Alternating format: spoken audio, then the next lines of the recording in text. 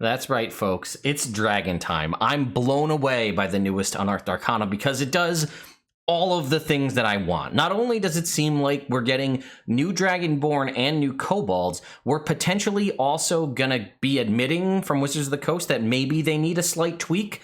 6 years later, whatever, better late than never. I'm stoked. And I also feel like this further drives home the point that, yeah, Dragonlance probably is coming later this year. If we got dragon-based subclasses and now new dragon races, it just feels like it's going to happen, right? The same thing happened with Ravenloft. New spooky-themed subclasses, new spooky-themed races, then Ravenloft's coming out in May. It only follows the exact same path. Dragonlance has to be coming.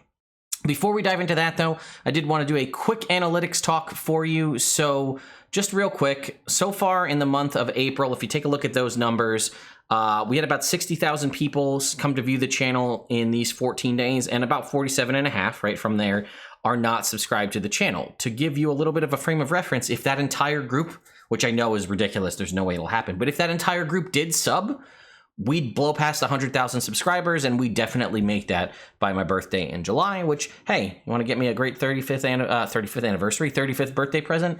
That would be a cool thing to do. So let's go ahead and just dive right in, because I did a quick read through, but we're going to get pretty much first blush impressions here. So here it is. I'll put a link in the description. But yeah, it's going to be new Dragonborn, new Kobolds, feats, and spells. It's pretty awesome. So it says the Dragonborn race in the player's handbook is a way to reflect characters with dragons somewhere far back in their history. This document offers 3 variants, which is what everybody wants. And I think I even mentioned possibly gem dragons in the past. And here we go. So what is your draconic history, right? Are you got metallic dragons, chromatic dragons, or gem dragons, which also makes gem dragons probably going to be a thing in this Dragonlance book. We had the Sapphire Dragon that came out with the 45th anniversary mini. Maybe we'll see things like amethyst or crystal or quartz dragons or whatever in Dragonlance, which will be our first dragons that are gem dragons in a book. As well as a new version of the Kobold race. So as far as creating your character, it's going to follow the same kind of Tasha's Cauldron of everything rules. You can do a +2/+1 to your ability scores or a +1 to 3. Languages, common in another language of your choice, likely Draconic, right? It's a dragon race. And it says your creature type is humanoid, right? So there you go. So Chromatic Dragonborn, what do you get? Humanoid, medium size, walking speed of 30 feet. And then it says you also get the following. Choose a breath weapon, right? What color dragon are you? Black, blue, green, red, or white? And you get a damage type associated with that. Acid, lightning, poison, fire, or cold. This is nothing new. We know what that is. But let's see how they handled the breath weapon here. So it's when you take... This was actually going to be how I was going to make a new point and suggest this. When you take the attack action, you can replace one of your attacks with an exhalation of a magical energy in a 30-foot line 5 feet wide. Each creature in that area must make a dex save or a con save. Sorry, let me rephrase that. No, must make a dexterity saving throw, against a DC of 8, plus your constitution modifier, plus your proficiency bonus. Okay, so it's a dex saving throw. Or take 2d8 of the associated damage type from your chromatic ancestry on a failed save, or half as much on a success. This damage increases when you level up to 3d8 at 5th level, 4d8 at 11th level, and 5d8 at 17th level, and its proficiency bonus times per long rest. This is wild, folks. I was actually just going to make a video suggesting something very similar to this, because we saw this in one of the races has this ability where they can do it as a replacement for an attack. So this fixes just about every issue I had with Dragonborn Breath Weapon in the past, because it's a 30-foot line, which is fine. It's dexterity saving throw, which is kind of good because I feel like you had, I think, cold and poison were con saving throws. And I think, maybe I'm misremembering, but it scales. It's almost as good or better in most cases. Actually, I think it's better than cantrips, but it scales at cantrip scaling levels, which just makes sense, right? A D8 goes up at each cantrip scaling level, but it starts at higher damage than a cantrip. So often one of my own ridicules that I had was, hey, why would I use my Dragonborn Breath Weapon, especially if I'm only going to be able to hit like maybe one enemy? I could cast a cantrip and it scales better. Well, this is better. It does a d8. It does 2d8 really to start, and it's a line, so you can hit multiple things, and you can replace it with an attack. So it does a good thing for folks that have multiple attacks. If you only have one attack, well, okay, you're still getting your singular breath weapon attack, like you were using your action for in place of, say, casting a cantrip. But if you're something like a fighter or a paladin wanting to be a beefier frontline Dragonborn, you can attack still and then use your breath weapon, and then you can keep using it. So, and it's proficiency bonus times per long rest. The other Dragonborn in the player's handbook was once a short rest, but as I've expressed to you and I've seen in the comments, depending on the party composition, short rests may never happen, right? Some groups don't take them. I know that sounds crazy to some of you, but if they don't play with things like monks or warlocks or fighters, sometimes people just don't take short rests because their DM will let them have a long rest, or they have healing, or however that case works. But I think the proficiency bonus times per long rest works well. It starts off at twice per day, which is probably around what you'd end up using it with a short rest, especially at lower levels. And then again, potentially up to 6 times a day. And again, if you're a fighter with more than one attacks, it doesn't also limit you. Notice that it says when you take the attack action, you can replace one of your attacks with an exhalation of a magical energy in a 30-foot line. It doesn't limit you to only once a turn. So you could, if you have multiple uses of your breath weapon and multiple attacks, if I'm reading that correctly, if I have 2 attacks and 2 uses of my breath weapon, I could use my breath weapon twice for 1 action, which is really cool. I really, really, really like that. And it also said it's technically part of your attack, and when you're taking the attack action. So if you have abilities, magic items, or other things that function off when you take the attack action, this references that. So this, let's say you wanted to make a bonus action attack with an offhand weapon. Technically, right, it's when you take the attack action and make an attack, you can attack with your bonus hand offhand. I think, unless the language is specific to a weapon attack, if you take the attack action to attack, you could bonus action offhand weapon attack, I believe, while still using the breath weapon. So even if you only have 1 attack, you might still get to make a melee attack if need be. I like this a lot. And there's more, right? You get resistance to the damage type. So that was only one of the best things about the Dragonborn, is you could get resistance to damage that basically wasn't fire. Well, now you have that and a decent breath weapon. And there's one more thing, chromatic warding. Starting at 3rd level, as an action, you can channel your draconic energies to protect yourself. For 10 minutes, you become immune to the damage type associated with your chromatic ancestry once per long rest. That's awesome. Right? You got a great breath weapon, scales better than a cantrip, is usable potentially multiple times a turn. You're going to get damage resistance. And you can choose to, for a limited time, make yourself completely immune to that damage type. That has ridiculous combat and out of combat implications. I love that. You could swim through lava for 10 minutes if you wanted to. And that's just chromatic. I'm super jazzed. Let's keep going. All right, metallic, what do we got? Same thing, right? We have our damage resistances. You won't be able to get poison, as there is no poison dragon, metallic dragon.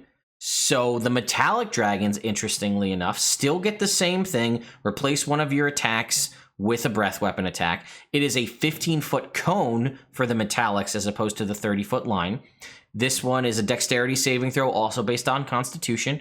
It is the same damage and the same scaling. 2d8 damage scales up accordingly. That's all the same. You get resistance to the damage type associated with it, so that's all the same. So instead of getting chromatic warding, you get metallic breath weapon here. At 3rd level, you gain a 2nd breath weapon, which fits metallic dragons perfectly. When you take the attack action, you can replace one of your attacks with an exhalation of a magical gas in a 15-foot cone. It says the DC is based off your Constitution modifier, and you choose, when you use this ability, choose 1.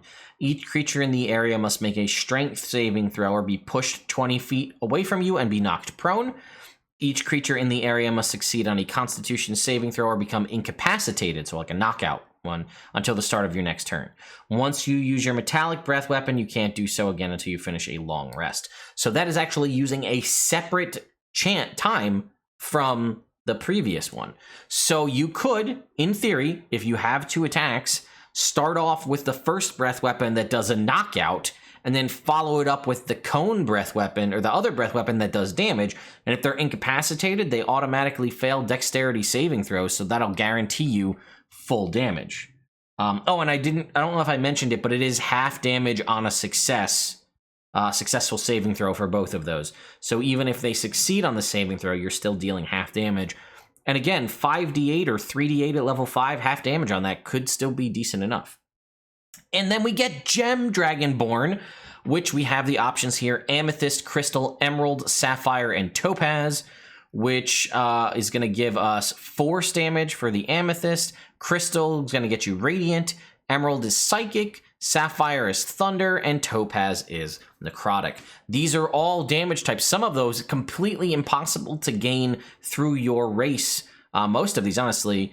Psychic, or no, I guess Force would be the big one. Force damage and Thunder damage. I don't believe you can get resistance to those through races as they exist so far. But those have potentially very interesting applications.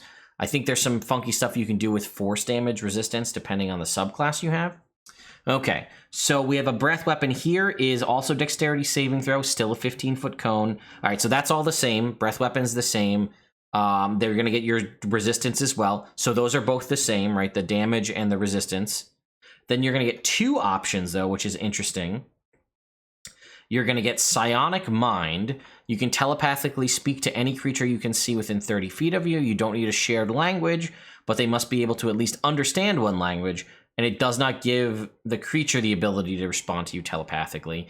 So they get 1 extra thing. They also get Gem Flight. At 3rd level, you can use your bonus action to temporarily summon an array of spectral gems. This is magical transformation. This is beautiful. That match your gem ancestry in the shape of wings that last for 1 minute. For the duration, you gain a flying speed equal to your walking speed and can hover. Once you use this, you can't do so again until you finish a long rest. So I guess maybe the reason they're giving you the Psionic Mind is, 1, it fits them very well, and it's part of the character's sort of background. Gem dragons are psionic, but maybe it's because the damage types are less used, so they're sort of balancing that out with Psionic Mind. And then we have a new Kobold, which is super exciting. All right, you are humanoid, you are small, you have a 30-foot walk speed, you have dark vision out to 60 feet, no sunlight sensitivity, woo! All right, and your connection to dragons manifest in unpredictable ways in an individual kobold. Choose one of the following legacy options when you select this race. Just 1. Advantage on saving throws to avoid or end the frightened condition on yourself. You know 1 cantrip of your choice from the sorcerer spell list. Intelligence, Wisdom, or Charisma is the spellcasting ability modifier you choose. Or you can make unarmed strikes with your tail. When you hit with it, it deals a d6 plus strength modifier bludgeoning damage instead of bludgeoning damage normal for unarmed strike. And they also get a once a long rest ability in Draconic Roar. As a bonus action, you let out a Draconic Roar at your enemies within 10 feet of you until the end of your next turn. You and your allies have advantage on attack rolls against any of those enemies who could hear the roar. You can use this trait a number of times equal to your proficiency bonus times per long rest. That's a beautiful transition and change from pack tactics, downplaying everything else, giving you an option to choose what you want, and basically a pack tactics when you want it to happen with this Draconic Roar ability. I'm all for it. I'm in. And then we got feats too.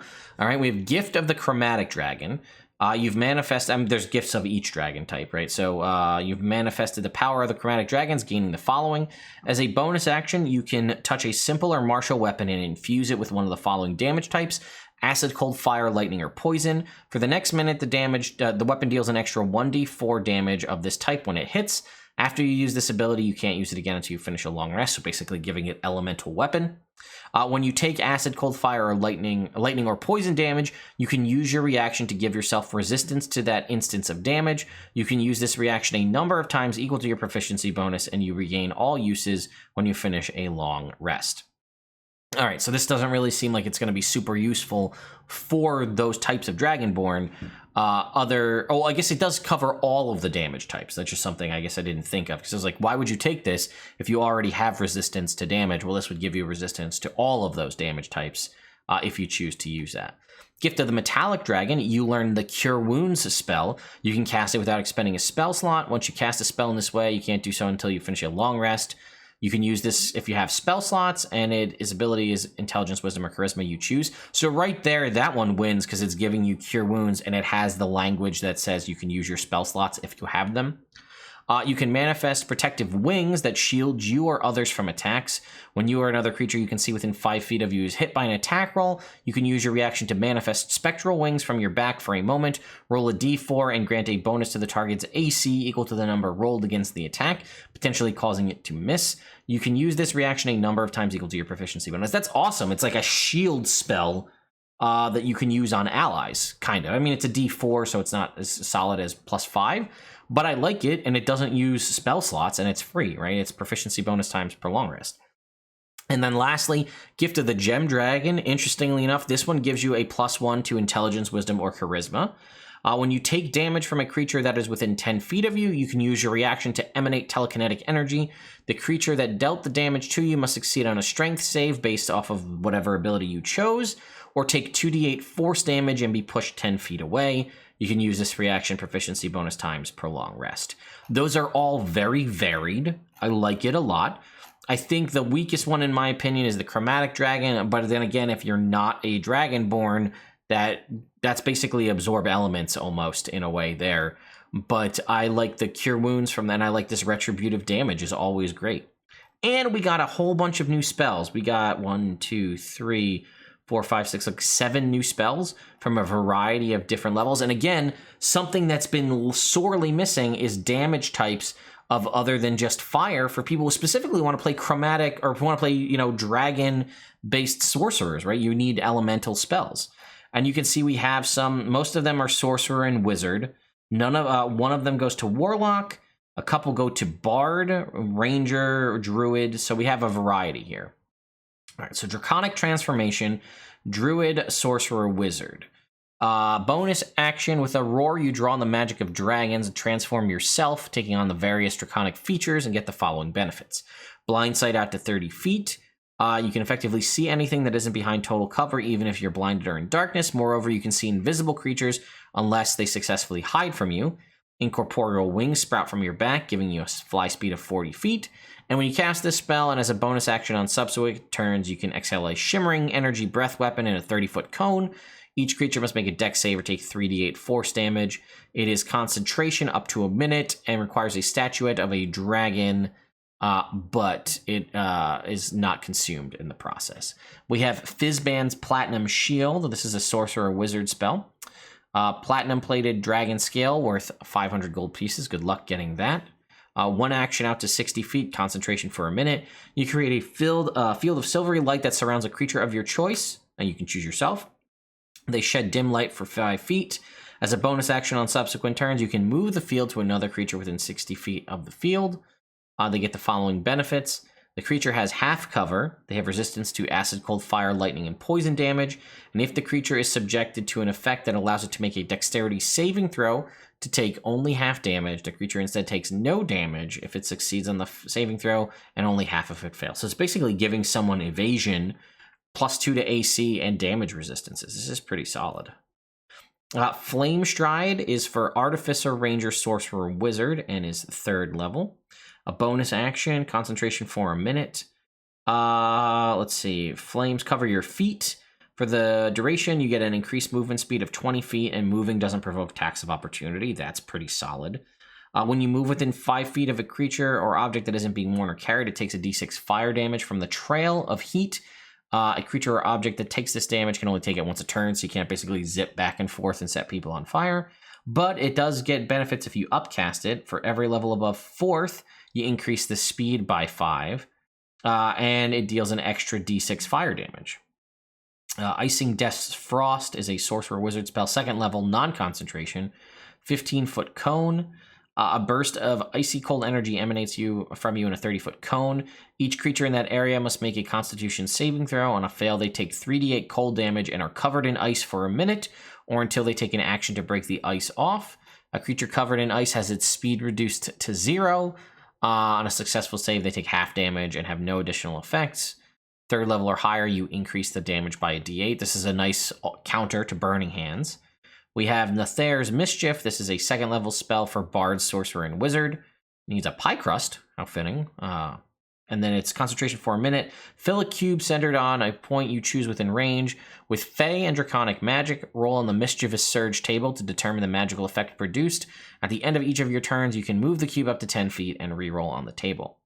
The smell of apple pie fills the air, and each creature in the cube must make a wisdom saving throw or become charmed by you until the end of your next turn, or the start of your next turn.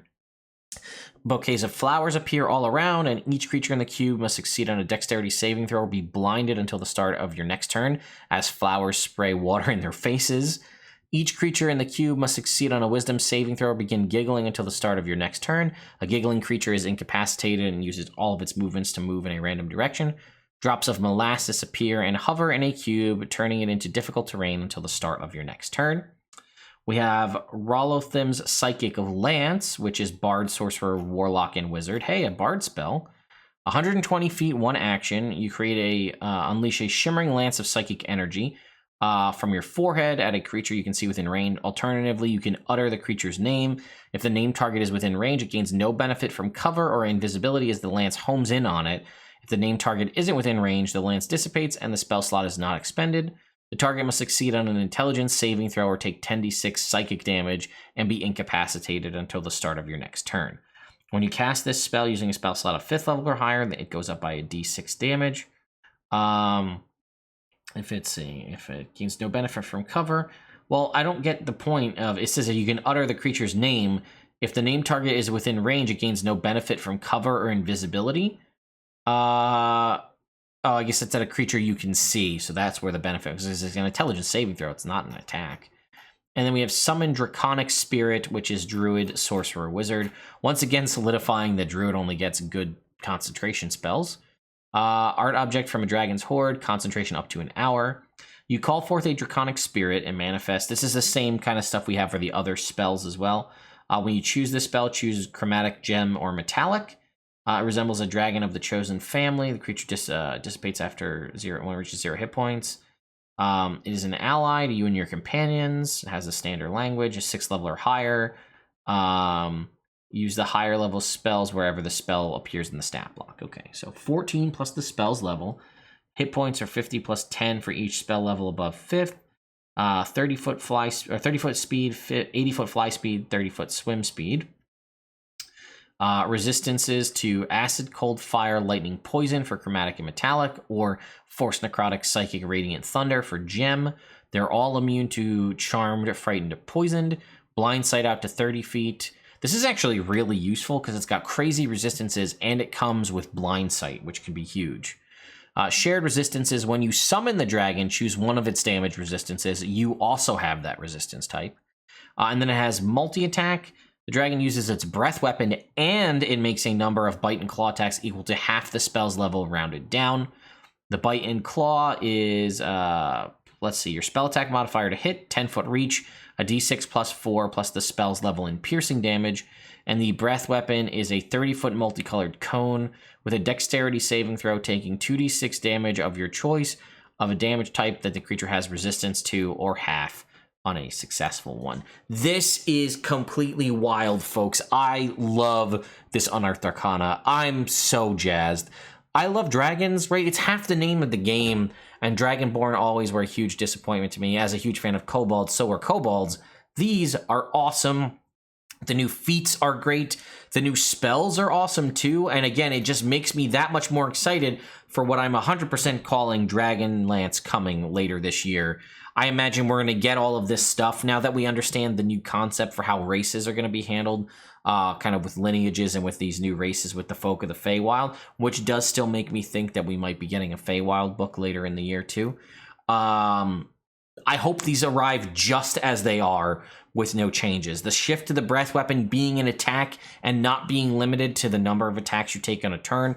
Think about it as a monk, right? You could, in theory, do 2 breath weapons and then I think do 2 flurry of blow punches because you still used your attack action as your action. There's a ton of options. I'm sure I'm missing some as just me throwing these all out there, but I love this. I'm jazzed. New spells, new feats, addressing issues that everyone's been calling out for a long time. The weakness of Dragonborn, the absurdity of kobolds in some aspects, wanting more feats that do more variety, these definitely help you out, and the lack of elemental-based spells. Like, could you imagine playing like Rise of Tiamat or Tyranny of Dragons now with if these spells were options, like all of these options were available?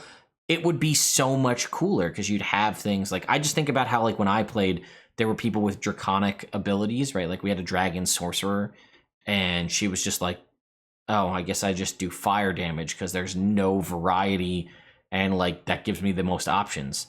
I mean, I think you could do a lot of really interesting stuff with this, like Fizban's Platinum Shield. That'd be a really cool ability to give to like a Dragonborn Paladin, right? They don't get 6th level spells.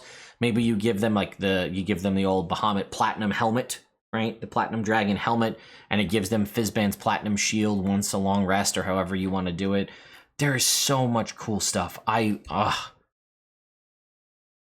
mean, I often do come down pretty hard on Wizards of the Coast for a lot of the things they do, and I feel like rightfully so, but chef kiss on this, ladies and gentlemen. Well done, Wizards of the Coast. More stuff like this, addressing issues and just playing it up. Man, people love this. I can't see this going over poorly. Maybe I'm wrong. Let me know in the comments down below. If you like this video, give it a thumbs up and maybe subscribe to the channel if you like seeing me get excited or like seeing the appearance of random props. I have a TikTok. A lot of props appear in all those TikToks if you want to go join that as well. So thank you all so much for watching, and I'll see you next time.